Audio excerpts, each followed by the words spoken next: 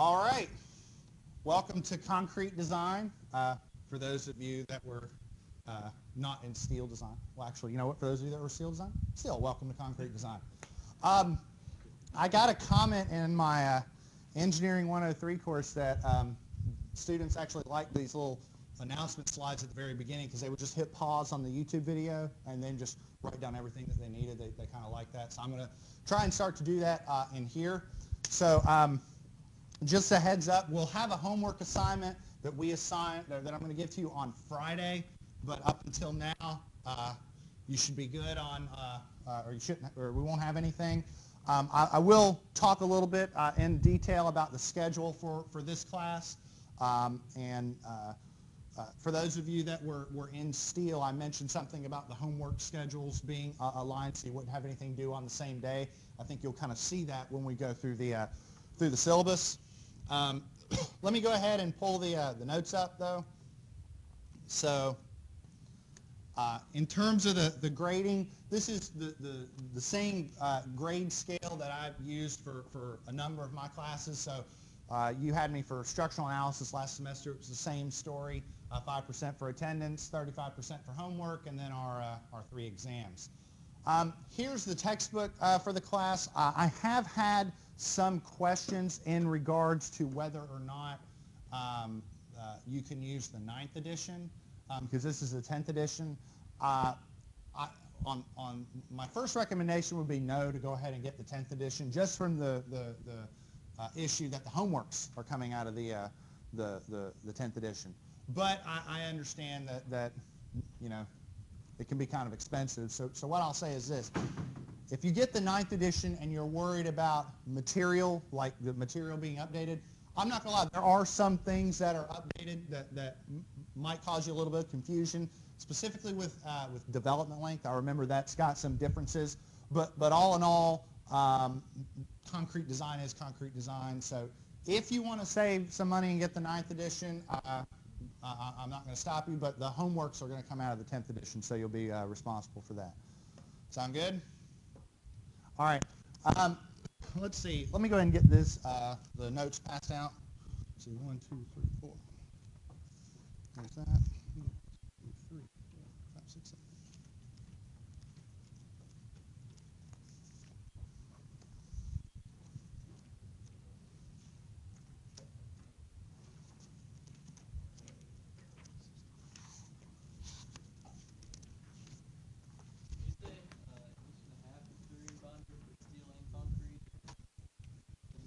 Probably fine, actually. Maybe 2 on the safe side.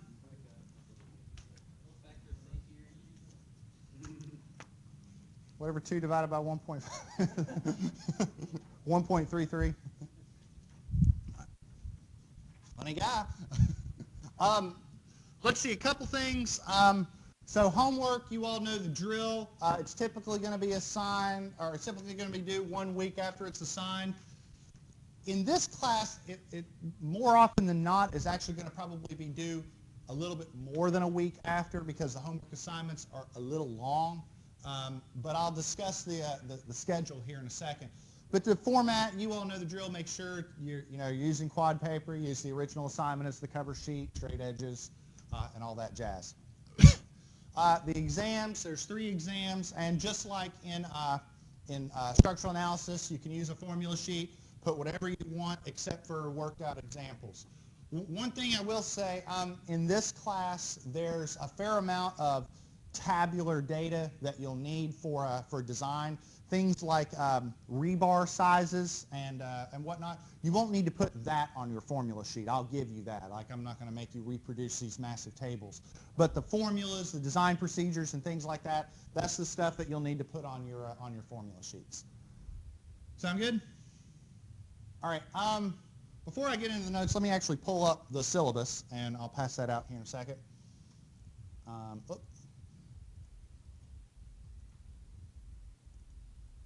Okay, so let's see. Let me get this passed out. 1, 2.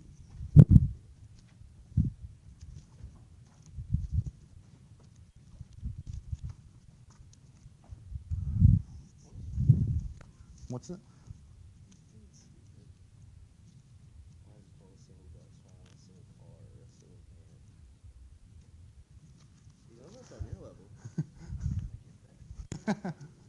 You might need a little bit of work.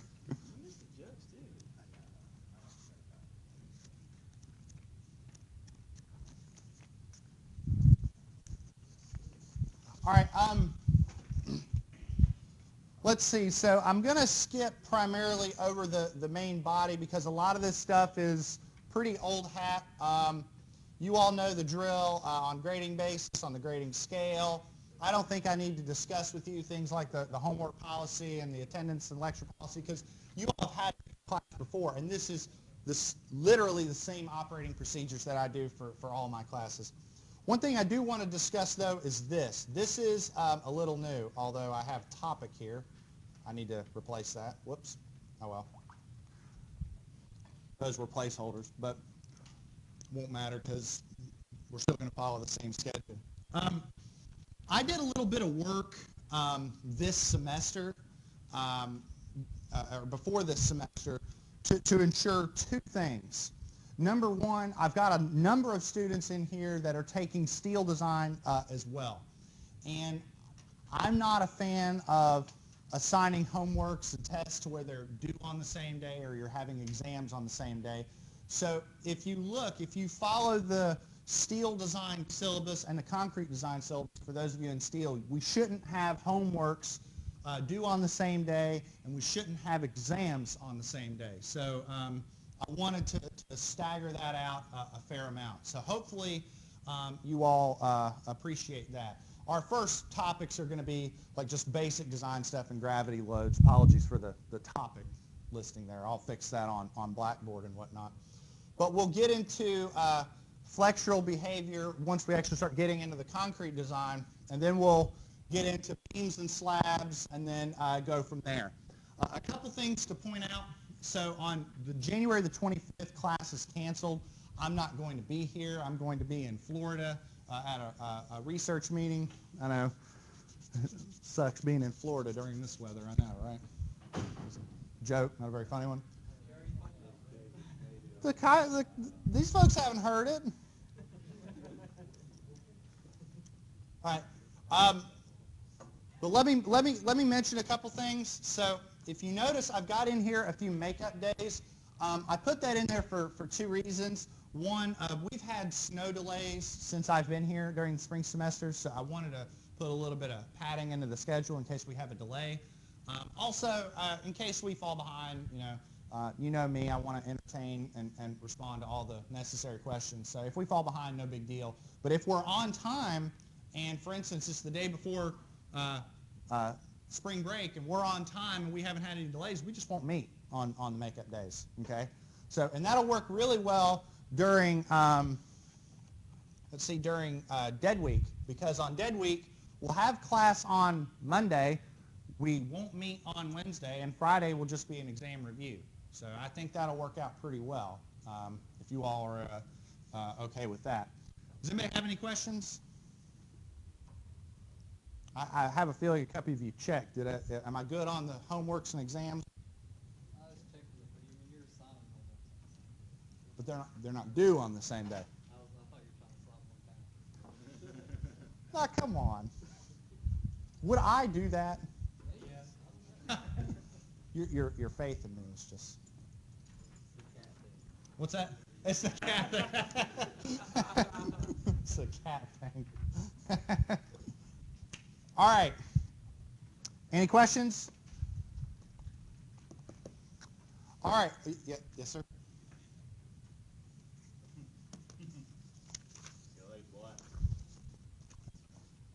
My name's Dr. Marks, and I teach reinforced concrete here at Marshall. Couldn't help it. I couldn't help it. All right. There we go.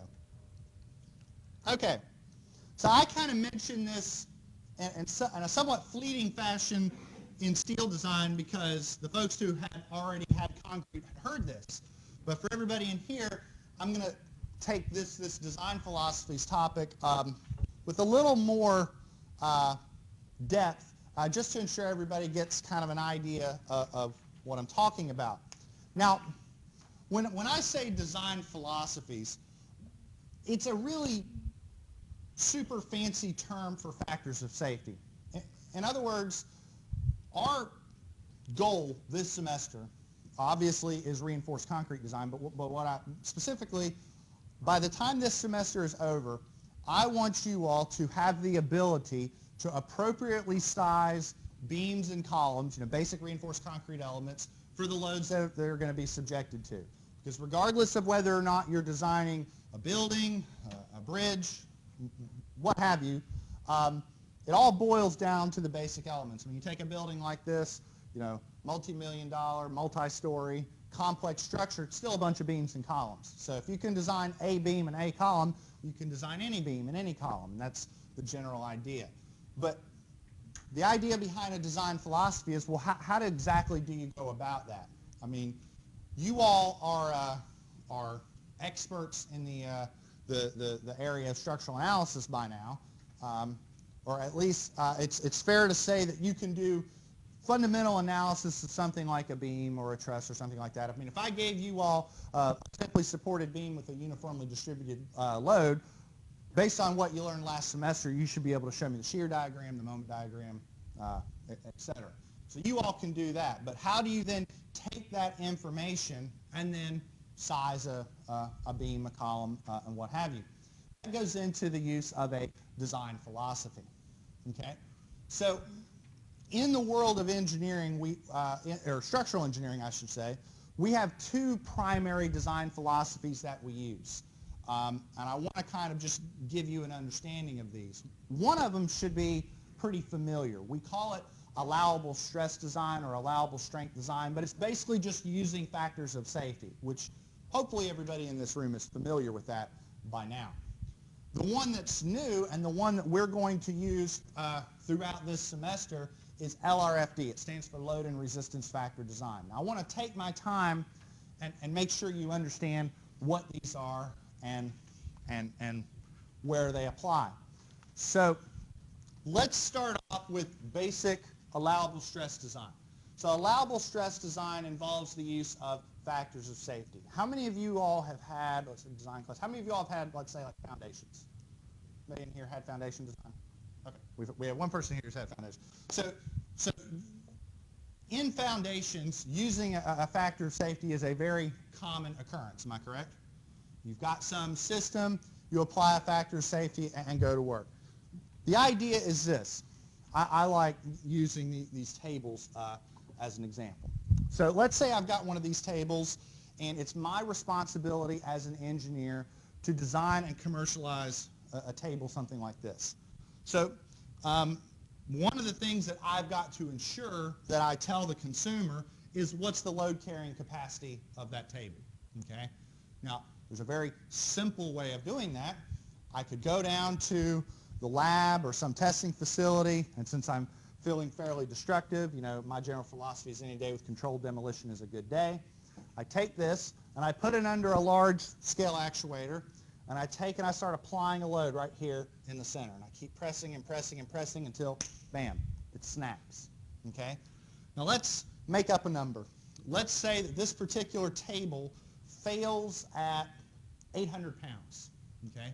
So 800 pounds is the actual capacity, or what I will call the nominal capacity. In other words, if I actually take this table and put 800 pounds on it, it will fail. Okay? Now, because I'm marketing this table to consumers, let's say people like you, I said, you know what? Am I going to tell people that they can put 800 pounds on this table? I might say no. No, let's put a little bit of safety on that. Let's use a factor of safety of, I don't know, 2. Okay? So what I might then say, if I package this table and sell it to a consumer, what I might say is the allowable capacity of this table is 400 pounds. Make sense? So I'm reducing the nominal capacity based on a safety factor of 2. Make sense? Sounds reasonable, right? Okay, here's the problem. All right? What did we say? 800 pounds? Let's say I'm feeling pretty destructive. Let's take Cody's table away from him, and let's take this table down to the lab. You think this table is going to fail exactly at 800 pounds again? Probably not. It's probably going to fail at 792 or 804 or whatever. There's going to be some scatter. Let's say I'm feeling really destructive and I break every table in the room, right? It's going to suck for you all for the next 15 weeks because you're not going to have a table, but you get the idea, right? Now, why is that? Well, there are a fair amount of uncertainties that we need to account for when we're doing structural design. It's not like structural analysis where here was a beam, here were the loads, here's the answer, and it's all very analytical and mathematical, and here it is. In the real world, there's a fair amount of uncertainty we need to address. For instance, if we're talking about the tables in the room, are you telling me that every single table possesses the exact same material properties, that it's the exact same Young's modulus for every piece of wood in every table? No, there's going to be some variability. Even though these things were largely fabricated, if I had to guess, by a machine, in some factory, there's going to be variations in the fabrication tolerances. The holes are going to be, off center a little bit here and there. I mean, I'm not talking like by inches, I'm talking by millimeters, but they're going to be off a little bit, right? Some of these components might have been put together by people. There's going to be variations in the construction, patterns of given people. If there was a crew that put together these tables, maybe by the 30th table they got tired, and then, there's going to be variations there. I'm serious, right? Same thing is true with the loads, the other side of the equation, all right? Now, let's use a little bit more of a realistic example for structures. Let's talk about live load. Live load for structures is basically related to the structure's occupancy, which is what it's being used for. In other words, this building would have a different live load than, let's say, a theater or a hospital or something like that. But there's a fair amount of variability in something like live load. For instance, when we leave this room, maybe that gentleman's class will come in. Sorry, that was bad. But in all seriousness, there's going to be a different class with different people in it, all right? So a different set of loads, right? The live load in this room is going to be highly variable. I would argue that the live load is much more variable than the dead load. The dead load being the self-weight of the structure. It doesn't really change very much, right? See what I mean? So being able to address those uncertainties is something that we need to be able to take care of. Now, in something like geotech, in a world like geotech, it's not so easy. Because in geotech, the soil properties are highly variable, and it's really hard to account for. In other words, if I do a boring log right here versus a boring log on the other corner of the room, I can get completely different soil properties. So in a world like that, you kind of just have to slap a factor of safety of 2 or 2.5 on it and just call it good. But we're not dealing with that in here.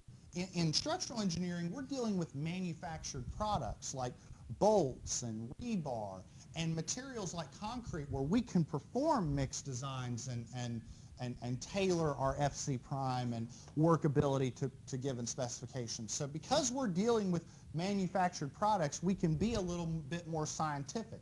Instead of applying just a blanket factor of safety and just saying factor of safety of 2 and let's just go with it, we can say, no, let's apply factors of safety to the loads and factor of safeties to the resistances and handle each of them separately. And that's where load and resistance factor design comes into play. It's taking into account the uncertainties associated with each aspect, the uncertainties associated with the loads and the uncertainties associated with the resistances. Now, when I think uncertainty, I think probability. And I know that you all are just losing your minds over your excitement for probability and statistics, so I'm going to show you a little bit of it. But don't worry, we're not going to get very much into the math. If you are at least aware of probability and statistics, then you should have at least heard of a bell curve or a normal distribution. And we'll take a wild guess and say everybody's heard of that. Am I right? Okay. All right. I propose that there are uncertainties associated with both the resistances and the loads. So because each of those are their own independent variable, I can map those with a given distribution. So what I've got here is I've got a bell curve for the loads and a bell curve for the resistances. Okay? Now I'm not going to get too crazy into the probability and statistics, but there's a couple points I want to make. Okay? Number one, notice how the load curve is over here and the resistance curve is over here. So the resistance curve is to the right. Make sense? What that means is that on average, the resistances are bigger than the loads. Does that make sense? Is that something we would want to have happen? Yeah, because on average, we want the beams and columns that we design to be stronger than the loads that they're being subjected to. If it was the other way around, on average, our structures would fail. We don't want that to happen, right? That's point one. Point two, now this is a little more subtle, but notice how the resistance curve is a little skinnier and a little taller. You see that? Now there's a reason for that. Now, the shape of a bell curve is largely defined by its standard deviation. Remember that term, standard deviation? How far apart your measurements are from the mean on average.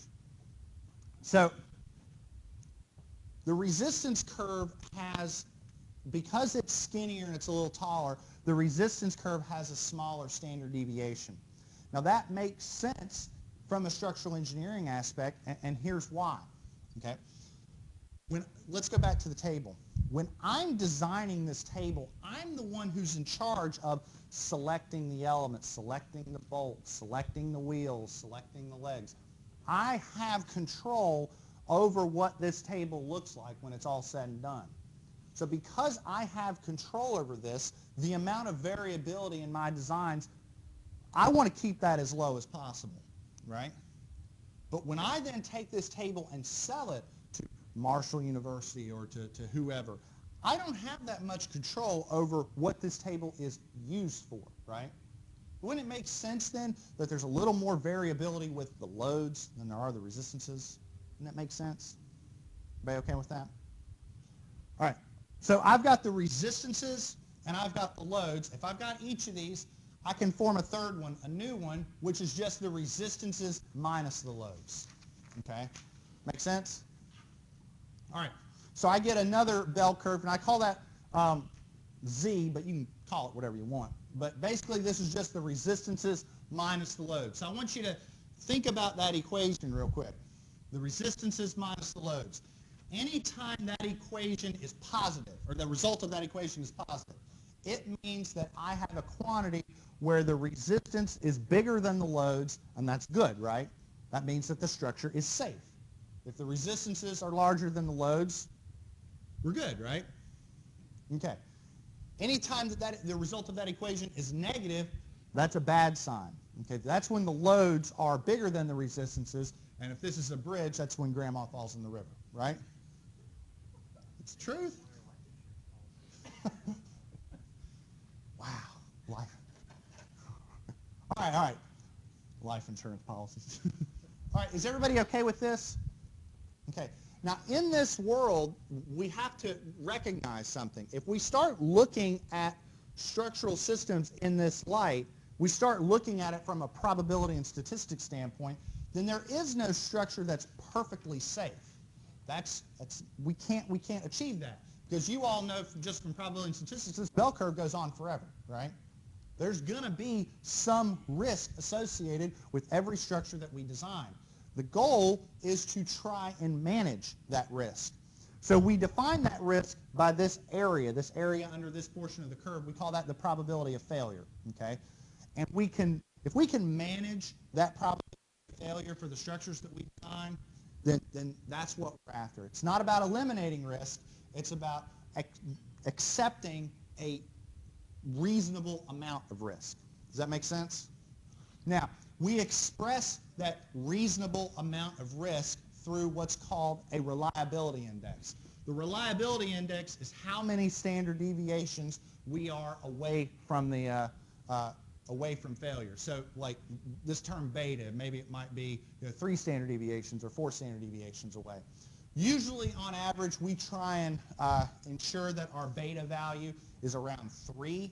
To give you kind of an idea, this is from the bridge specifications, but in the end the idea is the same. This is measuring the reliability of a series of bridges before LRFD and after LRFD. And what you find is that before LRFD, the actual measure of safety was all over the place. We couldn't guarantee, the level of risk associated with these bridges because it was all over the place, anywhere from 1.5 to like 3.8. We didn't have that much certainty. Now that we use LRFD, we have a much tighter range of acceptable risk. So it's a much better design philosophy. Does this kind of make sense? Anybody have any questions about this? Yes, sir. So is this just without any factor of safety, or what's Beforehand, we were just taking it and dividing it by 2. With this, we're a little more refined. We're applying different factors to the loads and factors to the resistances. And we're handling each uncertainty separately. Does that make sense? We'll get into that here in a second, but that's sort of the idea. We are applying factors of safety, but we're doing it differently. This is just blanketly dividing by a value. This is being a little more refined about it. Sound good? What are you talking about? Like, you mean from this to this? Okay, so what's happening here, okay, this was a study looking at a series, like when we're looking at, for instance, this bar, this is looking at a bunch of bridges, a bunch of representative bridges that are, let's say, 30 feet long. And taking these bridges and saying, okay, here's the bridges in their end cap condition. These are the loads that they're seeing. These are their capacities. What are the reliability indices that we're actually getting in the finalized designs? And we're finding that using that whole factor of safety blanket approach, the actual reliability is all over the place. But if we take a similar set of bridges and we say, okay, let's use this more refined approach, that same number of bridges, we've got a much smaller range. The point is, what we're getting here is a more uniform level of risk. Think about it like this. If we use just a factor of safety, if we just said, let's take the capacity and divide it by 2, I'm saying that the actual level of risk is anywhere from like 1.5 to, 3.7. You can't tell me with any real certainty how safe that bridge is. What I'm saying is using this method, you can. It's much more confined. Does that make sense? No, I mean, this is good stuff. So if you've got any of these types of questions, I really want to make sure I'm clearing this stuff up. This is good stuff. Sound good? All right. Let me sort of explain here in a second how we go about this. Well, actually, right now. So when we use LRFD, the way that it works is we apply separate sets of factors to the loads and to the resistances. Okay? For the resistances, we take the nominal resistance being what would happen if I took this table down to the lab and actually broke it, with that 800 pounds. That's a nominal resistance. I take that nominal resistance and I adjust it by this value phi, which phi changes depending upon what you're talking about. It's different for bending and for shear and for columns and things like that. I adjust it to obtain a factored resistance, a design resistance. Okay? And that's how I handle the resistances. For the loads, I do the same thing. But the thing is, with loads, we don't just lump everything together. We treat each of the loads differently as well. In other words, we have different factors associated with the dead loads than we do the live loads.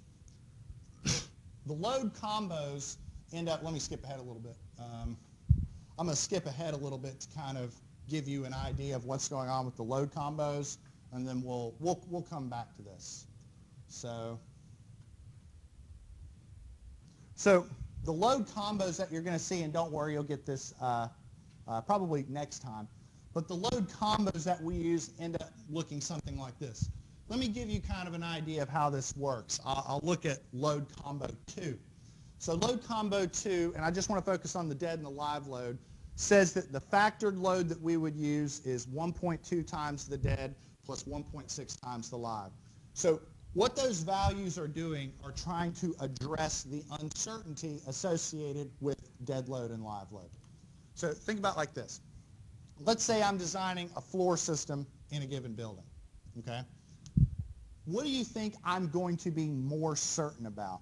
The actual self-weight of this floor system or the loadings that are being applied to it? In other words, the occupancy loads, people in this room, when we leave and another classroom comes in, it's going to be a different set of students that are going to have different weights and different values associated with them. There's a lot more scatter associated with the live load than there is the dead load. The dead load's just, I've got a beam, it weighs 50 pounds per foot, it's this many feet long, here's how heavy it is, right? So would it make sense that there's much more certainty associated with the dead loads than there are the live loads? Make sense?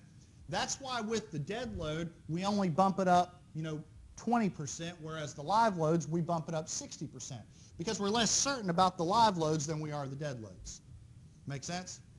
Now, this case number 1, we'll just have a little bit of pop quiz. This case number 1, we're only considering the dead load. Let me ask you a question. When let's say we're talking about just a regular floor beam. When does that floor beam ever see only dead load? What's that?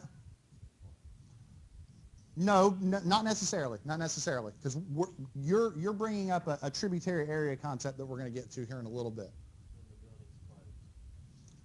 That's that. No. Listen. That's a reasonable point. But even then, when the building is closed, there's janitorial staff. There's also let's say we leave, okay, and there's nobody in this room. There's still tables, still chairs in the room. No, this is related to the occupancy of the structure. These are on wheels. These can move. When during the life of a building would an element see only dead load? During the life of the building. During construction, right? During construction, there's no occupancy at all. So maybe the worst case scenario is when the element is being constructed, not when it's complete. Make sense? So each of these different load combos are trying to assess various conditions during the life of the structure. For instance, load combo 7 is the load combo during an earthquake, right? Load combo 6 is during high winds, so something like that. Does that make sense? All right, don't worry, we're going to attack these, in somewhat significant detail. I'm going to go back a little bit.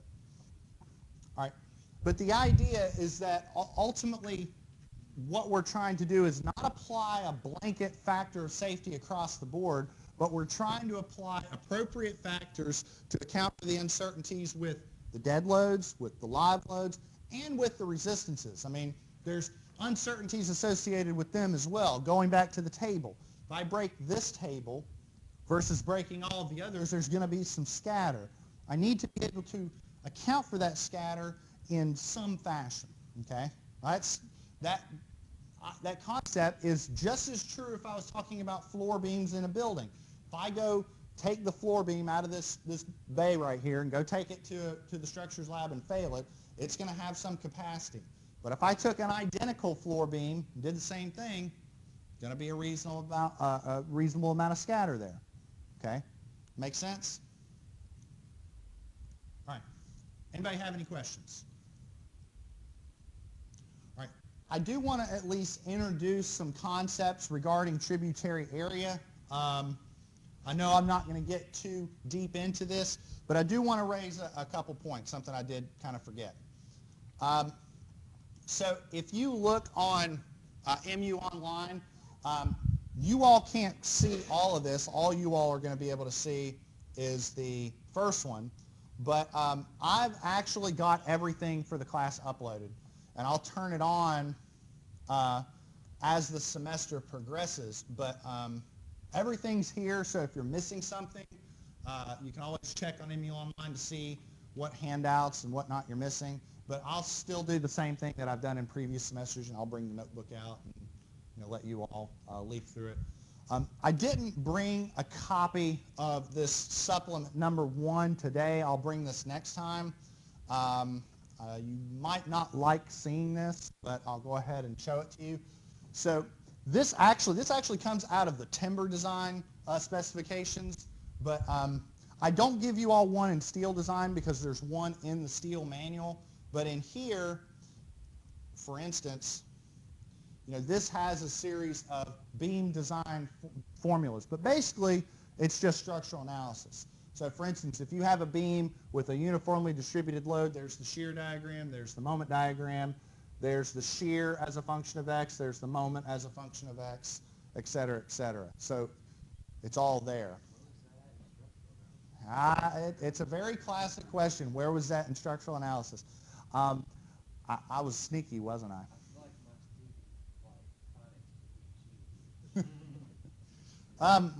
There's a very specific reason why that was denied from you in structural analysis.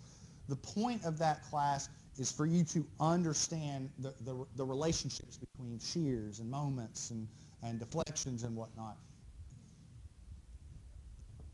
You all proved to me in structural analysis that you could derive this stuff. You don't need to prove it to me again. The point of structural analysis is for you all to be able to come up with these equations and derive these equations. Now that you all have successfully negotiated that class, here you go.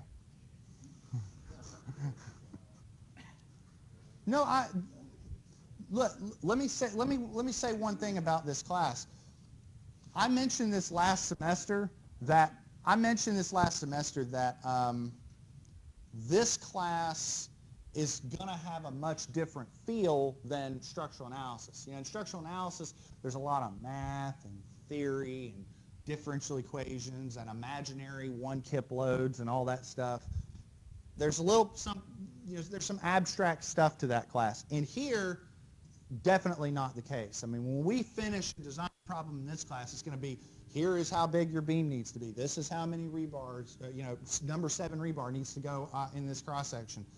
That's what the result of our work's going to be in this class. So there's going to be a very real life aspect to the stuff that we do in here. So you all have already proven to me that you can do the theory. Now it's time to do the application. So that's why it's withheld from you in there, but in here, there you go. I mean, it was funny. I gave you a homework problem where you all actually derived like this one, you know what I mean, for a very specific reason. Now you recognize it. Sound good? All right.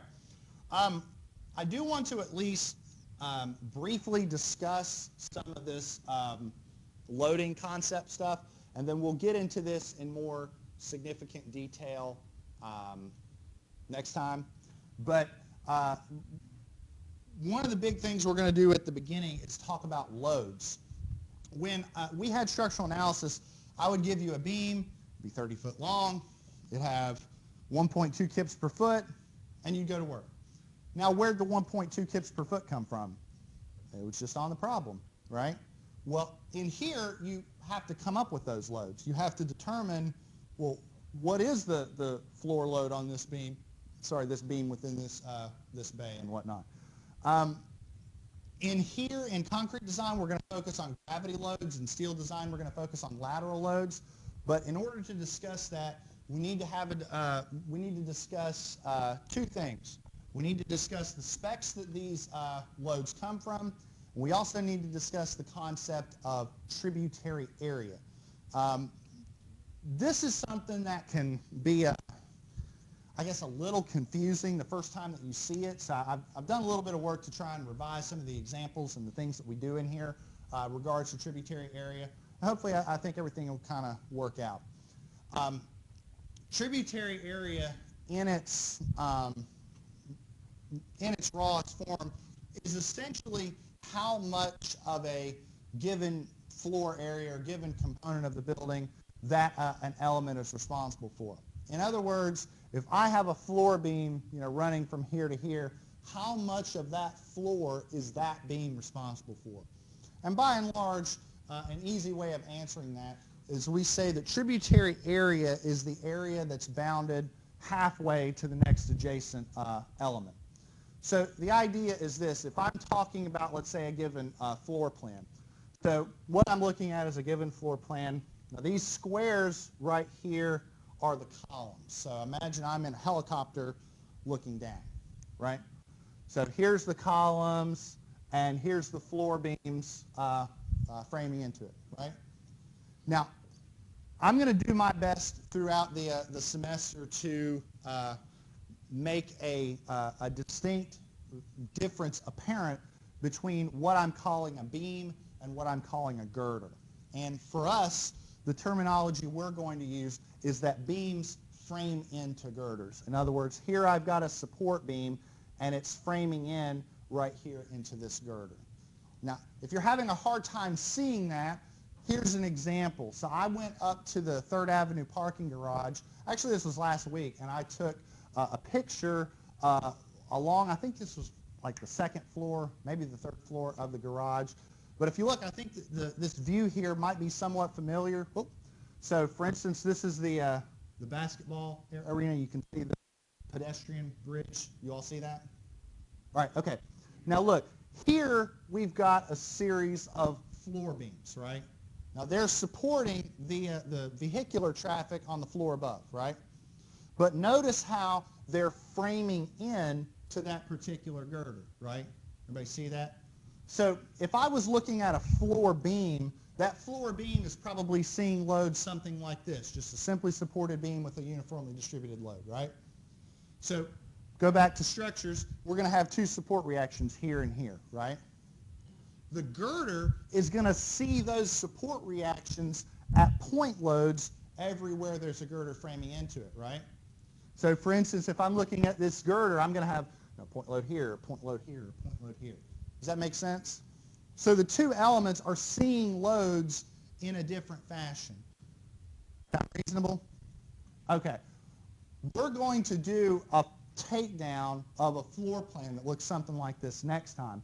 But I wanted to give you all kind of an idea of how this works. What I'm going to do is I'm going to start off with just a general load. Let's just say we've got 20 pounds per square foot, and then let's ask, well, what's the tributary area and the response on a typical floor beam, or this girder, or this column.